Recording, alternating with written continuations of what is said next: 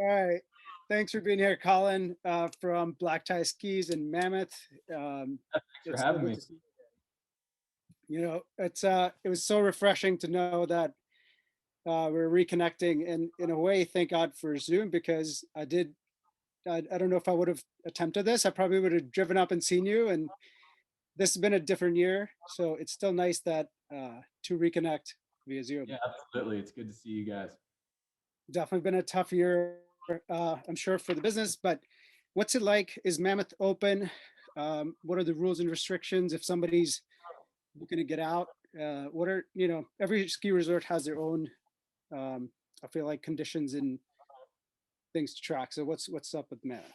Yeah, I mean, obviously that's a top of mind question for a lot of people.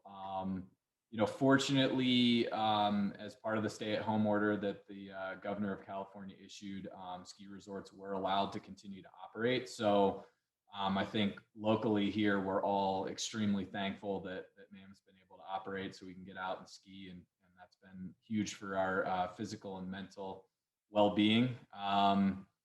And I think the resort deserves a ton of credit. The days that I've been up there, the time that I've spent up there, they've been incredibly diligent with COVID procedures and mask wearing and reminding people of those things. So I think the staff has done a really good job operationally with making adjustments so that people can get out there and ski and snowboard safely. Um, we've without getting too far into the weeds, there's been a variety of different restrictions that have been put in place, some impacting lodging, restaurants, retail, etc. For our business, we've fortunately been able to operate with the restrictions that we've put in place. We put a lot of protections in place for our staff and our guests at the beginning of the season, and as California's moved through the different tiers, it hasn't had a tremendous impact on our business operations. What's had the biggest impact for us is the lodging restrictions, and so hopefully we get some movement with some of that stuff coming up here at the end of the month as cases get back under control. But from our specific operational standpoint, we've been able to provide a really good experience for our guests and a safe work environment for our employees, and so we feel good about that. We spent a lot of time this summer kind of working through every inch of the business and thinking about things that we could do to make things as safe as possible. So Yeah, and that's so crucial, and I think really nice to know that uh, businesses have to work hard because to keep you safe and keep themselves safe, and it's a business strategy. And if you're not worried about the customer's well-being, which everybody is, and every retail business I go to always is, they're always taking care of it, because if one little outbreak in a shop, and then your whole staff has to be out for 7 to 10 days, and that is a potential huge downside, to not taking all those precautions. So that's really great that you guys are doing that. yeah, I mean, our business is highly focused on providing great customer service to our experience, or excuse me, customer service to our guests. So we wanted to make sure that we did that to whatever degree we could while still providing a really safe work environment. So that was kind of the lens we looked at everything through, is safety first, and then beyond that, still trying to provide a great experience for our employees and our renters. Very cool.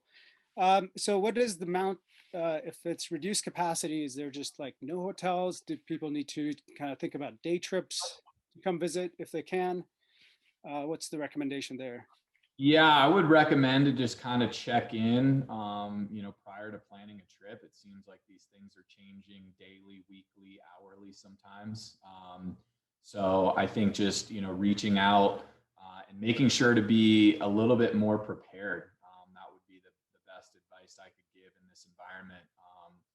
Kind of the fly by the seat of your pants last minute trip is probably going to get people in some trouble, and making sure that you're kind of covering all your bases prior to arrival, and as you're planning your trip, you're reaching out to Mammoth Mountain directly regarding any restrictions around lift ticket sales. They're not offering walk-up lift tickets this year, for example, so that's something that either you have to have an icon pass, which they are not restricting pass usage, which is great, but you do need to pre-purchase lift tickets. reaching out to your lodging partners in advance and kind of seeing what restrictions they're operating underneath, and just kind of overall planning that trip a little further in advance, maybe, so that you can have a smooth, seamless experience. All right, awesome. Well, it's good to know because each resort is different. So hopefully this is good information coming from the local that you've been wanting to know what's going on in Mammoth. So we'll get into the topic of today is, how do you choose if you're new to skiing? And I'm thinking about the person that's maybe even out there renting for the first time, and they go to online and they start doing the research. I'm going, different resorts. How do I decide which skis to rent? Or if you're a first time buyer, I think this is going to help them a lot. Sure. It could be overwhelming for skiing and snowboarding. So, what are some of the factors to keep in mind? Height, weight. I'll let you get into all of those details, but walk us through that. And it's nice to have Yeah. an expert on because I've been curious about this topic myself. Sure. Um, Obviously, it's a different path whether you're looking to purchase or looking to rent. Our team is highly specialized in picking the appropriate equipment for our guests, and so we take a lot of factors into consideration there. You have to definitely get everybody's stats and information in order to make an informed choice on equipment. We like to do that all on the front end, so our guests can either book over the phone with one of our reservation agents, or they can book online through our online booking engine. Either way, we're going to collect all your pertinent stats, which would include your height, weight, age, ability, and shoe size. And so we need that information to make informed decisions. That's what our rental techs basically do is they take that information and they translate it into picking the appropriate package for our renters. We also take into consideration, current mountain conditions. That's going to make a very big difference in terms of what we're picking. If we haven't had snow for a week or two, versus if we just had 3 feet of snow overnight, that's gonna make a drastic difference in terms of the piece of equipment that we're gonna choose for our guests. I think there is. You guys have like powder skis and non-powder skis by conditions. So if you're showing up, and it's dumping, it's powder day, you guys could actually completely change out the customer's equipment versus what they would have picked 5 days ago, but it was just average. Absolutely. And Cool. conditions do change overnight sometimes. So, as part of our service, we have a complimentary switch out feature. So, it could be a groomer day your first day, and then we get 3 feet of snow overnight, and that might, change the style of skiing that you're looking to do, and you'd want a powder ski for that second day. So our guests get complimentary swaps of all that equipment throughout their vacation. But I think, all the stuff that we'll kind of talk about today are kind of basic guidelines or parameters. It's certainly important that we put out a disclaimer that there's always a personal preference element to things. Absolutely. So people may tweak kind of recommendations based on, the personal length that they like to ski. Some people like to ski a little bit longer ski or shorter ski, depending on personal preference. I think from an equipment rental side of things, kind of starting with skiers, certainly the most important thing is the boot fit. I think any rental technician will tell you that's the most difficult part of providing a really good rental experience for a guest, is getting them in an appropriate boot. And I think that comes from just, you had kind of mentioned beginner skiers and beginner renters. It's very counterintuitive the way that a ski boot is supposed to feel versus what you're used to in regular life. So, we're not going to size a ski boot like you would a shoe, where you give some space in the front of the toe. What I tell people is you basically want it to fit more like a glove than a shoe, in the sense that when you get into that boot, you should basically be right at the front of the toe box. We don't want your toes curled up necessarily, just kind of flush at the front, touching or able to sense the end of the boot. And then when you get that person buckled down into the boot, you really cannot appropriately fit a boot until that person has been buckled down and starts to flex into the boot to see what it's actually going to feel like on the hill. When they get those boots buckled down and drive their knees forward into that ski stance, that should provide just a hair of space on the toe box. And that's really kind of what we're ideally looking for. Your heel shouldn't be pulling up too much in the back of the boot. You shouldn't have any kind of hot spots or areas where it's bothering you. But you want that really, really snug fit, especially in a ski boot, so that you're not losing that transfer of energy as you go to initiate your turn. So ski boots are definitely kind of the most difficult thing to fit, and that's probably the thing we spend the most time working with our clients on is getting that appropriate fit and how it should feel. And snowboard boots really have the same kind of general parameters in terms of how they should fit, just maybe a little bit less precise than a plastic ski boot. And kind of the same thing for kids. We Got it. don't necessarily have to be as performance fitting with little kids. We just want them to be comfortable. There's more of a buffer there. That's cool. Yeah, for Um, sure. so when you're going through the process of checking, either calling or going through the online platforms, there's a question for aggressiveness of ability to ski. What changes when somebody selects cautious versus I want to fly off the mountain? Yeah, that is probably the most important factor that's going to influence the equipment that will bring you. If somebody's a beginner skier or snowboarder versus an advanced aggressive rider, you're going to bring them drastically different equipment. One of the things that will definitely impact would be the length of the equipment. For us, for example, on the ski side of things, we are typically looking to size beginner skiers right around the chin. Intermediate skiers are going to be kind of right in that kind of nose range here, mouth to nose. And advanced skiers are really going to go kind of top of the eyes, forehead, and above, really. I brought my personal skis because I figured you might ask that in terms of like how we might size a client versus what I ride personally, which are well over my head because I'm comfortable Let's see him. on ski. Let's see him. I, That's cool. so these are my personal skis. This is sorry if it's hard to get them in the frame there, but Okay. this is the Solomon QST 106 Okay. with a Solomon shift binding and a 181. Okay. So I don't know if you can see here. Let me see if I can rearrange this a little bit. Yeah, if you just back up a little bit, that should help a little too. See, oh wow, if you back up a little, oh wow, it's going way over your head. So quite a bit over my head. This is not how we would size our typical clients. Got it. This is 181. If Okay. I was a typical client that was an advanced skier, would want something kind of more in this range, maybe around a 170, something like Okay. that. So as you Um, get more pro, your skis just get bigger and bigger, for or sure. tall, Yeah, longer and longer. Got it. I think it's really about the difference that lengths are going to provide for you. Shorter skis are easier to maneuver, quicker edge to edge, easier to manage. So definitely more novice clients are going to want something that's easier to control and easier More to responsive. edge. Whereas, more advanced clients are going to look for more of a platform to ski on. They're more stable at high speeds. I think that sensation that we talk about is it's kind of we call it falling over the handlebars. So if Yeah. you're somebody that's a more aggressive skier and you're on a ski that's too short for you, that's the sensation you're going to feel is you almost feel like you're falling over the front of the Oh, ski. interesting. It's like slacking out the bikes.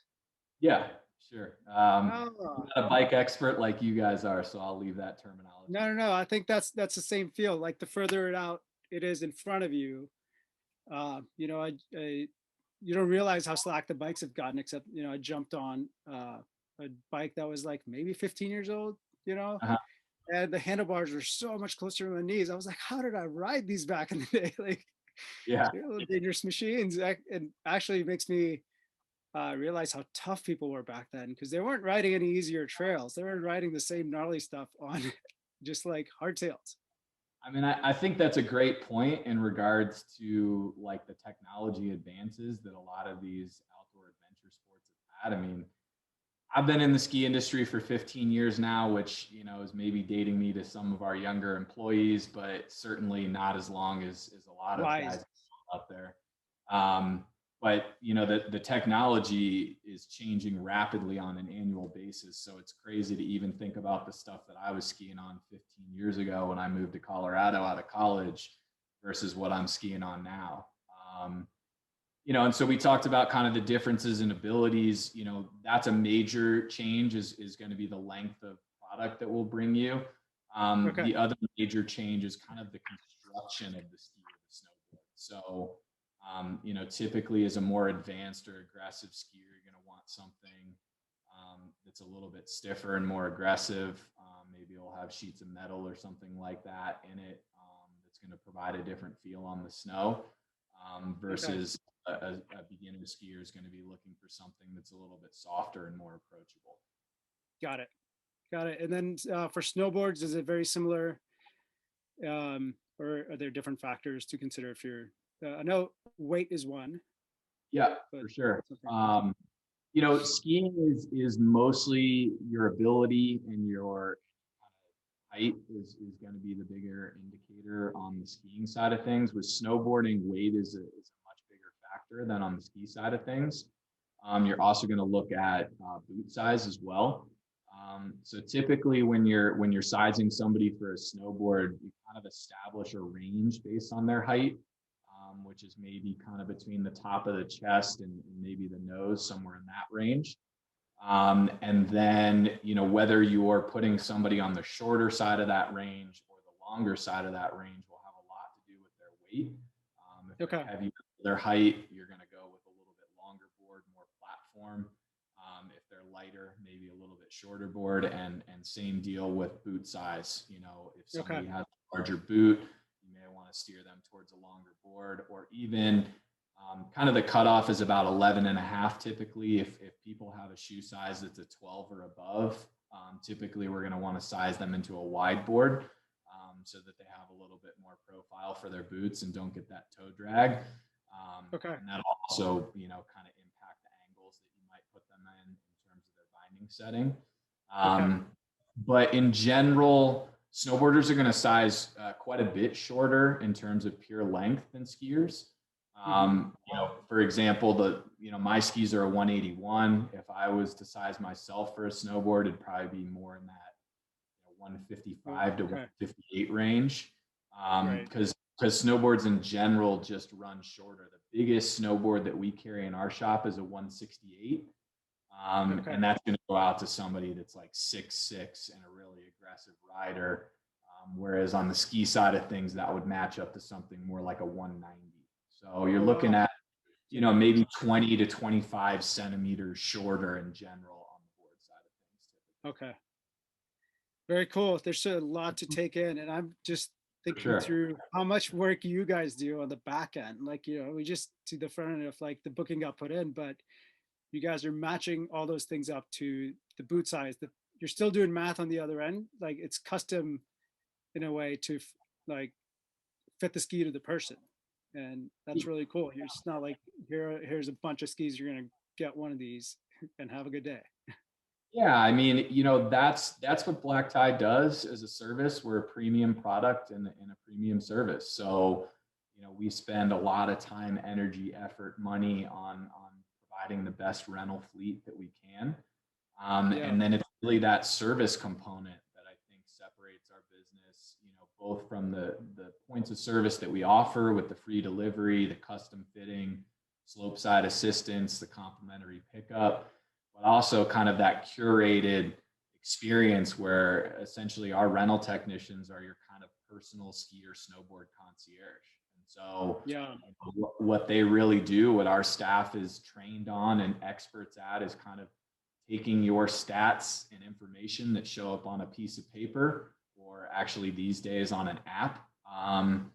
And they translate that into some recommendations for the client. And Cool. we're always happy to take requests from our clients. We have some clients that prefer to ski a particular brand or particular length, or will give us indications like, I like to snowboard in the park, or I'm only stinking on trail. Those things really help our techs in terms of picking you a great product to start off with. But if absent of that information, that's really our team's job is to give you one or two recommendations that we think are going to be the best setup for the conditions. And you must get a lot of repeat clients because you have the ability to, and I hope you do, because you guys have the ability to save the profile information. So every time the user is checking out, that information is preloaded. You don't have to go through that process every single time you're making the booking, whether it's either on the phone or online. So I think that's a huge uh, plus for you guys that I've seen. We're looking at industries checkout processes, and um, it really helps the customer. And that quick decision, if like you have so many things to plan, you're giving somebody time back and taking all that headache and saying we'll do the rest. So cool. What do you do That's with all really, the? go ahead, Sorry. sorry. No, I Uh, was that's really kind of why our company started is to just take the headache out of that piece of your vacation and just make it as smooth and easy as possible for our clients. yeah. Yeah. It was in. You're shooting for the 10-star experience. Exactly. Yeah. So there's a lot of people that are scrambling to buy skis, I'm sure. And typically there'd be lots of skis around, but if somebody's looking to buy used, um, you know, do you still go through a shop? Is that better? Are shops even selling their gear right now? Or is it end of season when you guys sell all of your gear? And what does the industry do? What's a good time to buy used skis? It really depends on the shop and their specialty. Black Tie's niche is really premium, top of the line rentals, and that's what we do. That being said, we do sell some of our equipment on kind of a demo for purchase program or at the end of the season. I would say if clients are looking for the best deals, that would typically be the end of the season, kind of that May, June timeframe is when most shops will be kind of unloading their inventory that they're looking to get rid of from this season. I think a demo for purchase program is always a really good option. That way you're not shooting in the dark in terms of just picking something off a website online. You've actually had an Yeah, opportunity to, test it on snow and see what it feels like. And so that's usually a really good way to go is, to try a couple of boards or a couple of skis over a few days and really hone in on something that works well for you and then look to purchase that. yeah. And I really like what's happening with demo with every industry because I feel like the demo program is really for the advanced riders and the people that like to just try new gear, see what the differences are, and aren't necessarily constantly looking to buy and keep it forever. And they keep it for a year, unload it, and do want to try the latest stuff. It's almost like um, that's that's what I would see is your clientele is the repeat clientele. They're coming back year after year just because they want to see the new tech, and you guys have it and they get to try it. Absolutely. I mean, that's our bread and butter in terms of our clients is just providing them like a brand new top of the line piece of equipment every year. I think I think clients, whether they're looking to rent versus purchase, need to be really honest with themselves about how much utilization they're going to get out of stuff. For me, kind of the threshold is maybe that 25 or 30-day range. I think if Mm, guests are yeah, getting 40, 50, 60, 100 days a year, that might be a situation where it might make sense to have your own equipment. But if people are only getting up for one trip a year and they're getting 4 or 5 days on the hill, it frankly probably doesn't make sense for that client to purchase, because by the time they get enough days on that product to make the purchase worth it, it's obsolete. Like yeah, we were talking about earlier with that technology changing so rapidly, that I think is really kind of Black Tie's bread and butter client is that person that's just looking for a top of the line, newest, nicest product for their 6 days a year that they ski. cool. I think that's an important thing to look at, when making the purchase versus rent, being And realistic how much you're actually going to utilize it. yeah, and just look at your trip. We're not here to just pitch rental. Just kidding. um, you know, we have a lot of gear right now, and it's just like when you have the gear, you feel this like obligation. You look at it, you're like, I should be doing this. I should be doing this. I should. And now it's like, okay, if I want to go do something, I just need to go and to go do it. whether it's taking a lesson or taking a tour, and you don't have to wait to get into it. That's where I feel like rental and outdoor industry, you guys in the service industry and us, I guess all of us are trying to make that piece of equipment and getting outdoors easier in a way. You facilitate a lot of the work involved in going to take a backcountry trip, but you can call an outfitter and you can get your permits. They'll tell you everything about everything you need to rent, and then actually have all this gear to just like show up from your flight and go on a backcountry trip as long as you have your clothes. And that's amazing. Yeah, I mean, I think depending on what your travel situation is and what your sport is, I mean, it's not easy to travel with bikes, obviously, right? If you're traveling long distances. It's not particularly easy to travel with ski equipment either, especially if you're flying. We always recommend that clients buy their own boots. That's a no-brainer Yeah. because those are really highly specialized to your foot, and you'll have them for years. I mean, I get new skis every year. I try and replace my boots literally when they disintegrate. I will hold on to them as long as possible. Okay. So it's Good to easy know. to throw your boots over your shoulder and jump on a plane. And so that's another consideration is, what your travel is and how easy is it going to be to bring your equipment with Okay. Very cool. Is there common FAQs or questions that you guys get that you could help answer when people either used to probably call in? What are some of the you. most common questions that come up when before somebody rents? Yeah, I think especially for our business, ski rental delivery is a relatively new and novel concept for a lot of people.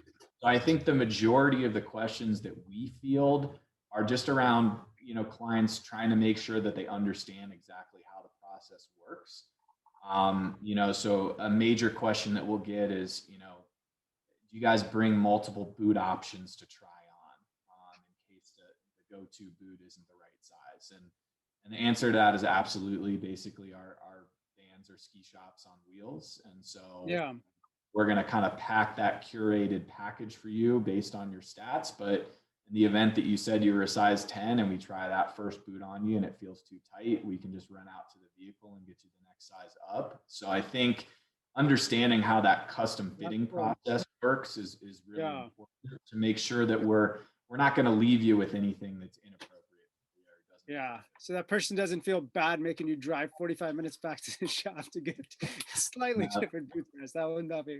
that's our job to handle those logistics and make it seamless. But kind of to your point earlier, that's one of the really cool things about our repeat clients, which we absolutely love, is we keep all your stats and information on file. And as a company, we can actually do that throughout our 16 locations. So if somebody rented, let's say in Park City in December and then comes to Mammoth in March, we can actually go into their Park City database and see exactly what ski they were on, exactly what boot they were on. And so we have that information up front to know, like, make sure to bring this guest a 26.5 for the boot size because that's what worked well for Sweet. him in December. Okay. All right. I got one more. This is a big one. All right, So, brain buster. yeah, this is good. This is the emotional side. Why do you Okay. love Mammoth Mountain? Ah. What tell me everything. I figured this question was probably going to come because I listened to your interview with Ian, our founder and CEO, and I know that's how you wrap that one off. So I Thank love you. that question. We get together twice a year as a company. Like all of our different locations get together for our fall retreat, and then in January at the OR show in Denver. We definitely like to chirp at each other about whose mountains are better and whose towns are better and those type of things. Oh, nice.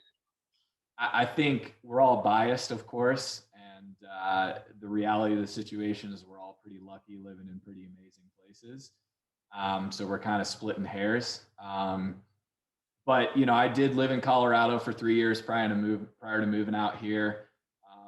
I guess my little pitch for Mammoth would be that I think that the terrain that we have here is really difficult to match. I've skied a lot of places throughout North America, and most of them don't stand up to Mammoth in terms of the terrain variety that we have have here.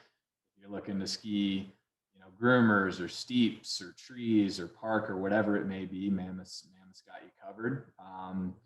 So it's definitely a huge mountain that you'll never get bored on. We also have typically pretty phenomenal conditions. We're either getting, dumped on with a ton of snow, or it's sunny and beautiful California sunshine. Yeah. So we have probably more of those bluebird powder days than anywhere I could think of. Oh, So that's cool. that would be my pitch for Mammoth. And a lot of All cool right. places that you can check out, but Mammoth's Is- definitely should be on the list. It's pretty underrated, I think. Yeah, I think so. I mean, I completely agree, but let's not tell everyone, okay? Just if you're listening, do not all go to Mammoth at the same time. Maybe just spread out your vacation. Spread out. It's amazing. I love Mammoth area, and we can't wait to come back and snowboard. And is it better for one, snowboarding or skiing? I'm a biased skier. Yeah. That's a battle we have in my household because my wife's a snowboarder, and Okay. told you we've got a baby boy on the way in April, and I've made it pretty clear that he's going to be a skier. But I don't think I It'll be actually like get a third to. category, and the kids are gonna be like, "Mom, Dad, I don't do either of these. Those are both lame." There'll be like I, a one wheel that they take up, and they take the wheel out, and then they, surf or ski down. It'll be like five sports combined. I think we're fully aware that we actually don't have much control over what he ends up doing and loving. And I'll be happy either way. But no, I've definitely been to some places that I feel are much more catered towards skiers or snowboarders. Yeah. I think Mammoth's great for both. I mean, we have tremendous park if people are into that stuff. And it's a pretty maneuverable mountain. I think the mountains that snowboarders really struggle on have a lot of flats and a lot of traversing. And Mammoth's super well laid out in terms of that. So you're not going to struggle and get stuck a bunch of places on the snowboard. Sweet. And if totally ignore that there's a pandemic going on, but what is the town like in a happening year? What are some good opera spots? Is it a fun town, or is this just the mountain? I love taking it back to the days prior to the pandemic. That was so long ago at this point that it's Yeah, you remember those days. They'll come back. They'll be here. right. They'll be here again. Last February, March. It's an awesome town. It's got a great vibe and character here. The people that live here are tremendously friendly. It's like a big family. And so I think that's what we all love about living here is kind of just the local vibe of the other people that live here. And we're all here because we love the outdoors and we enjoy those sports. And so that's what everybody's life is built around here, is getting outside and getting after it, which is awesome. And yeah, I mean, it's a super fun place when you come here, whether it be winter or summer. Your day is mostly going to be consumed with doing something outside, and then probably sitting down and having a beer somewhere or a glass of wine and talking about it and thinking about plans for the next day. So yeah, I love it here. I'm pretty fortunate to be living in a place like this, even especially considering the pandemic. I felt Yeah. really fortunate in the last year to be able to get outside and do the things that we love, even in this environment. And I would summarize all of 2020 and the pandemic is thank you to Mother Nature. And it's like the realization of the like enjoyment it brings to me. And I'm so lucky to be, traveling and being outside every single day of my life, like, which is so cool. I get to, it forces me to get out. Like, I can't not get out. And I'm really Like I happy said, to I want to do be all that. you guys in my next life. So And we'll trade places. It doesn't have to wait that long. I wouldn't mind getting in some more powder days and getting as good as I, want to be when I see those videos. I'm like, oh, should be me. Like, put in the yeah, days. we're happy to host you anytime. Look forward to having you guys back here. Awesome, Colin. I loved having you on, man. It was so good to connect, and congratulations on the new addition to the family. Thank you. Whatever he chooses, skiing or snowboarding, we're all gonna love him Yeah. anyway. It's great seeing your face again and catching up with you, and look forward to seeing you guys when things settle down a little bit. Awesome, man. Take care. Thanks, Thanks for coming thanks on. for having me on. Take care.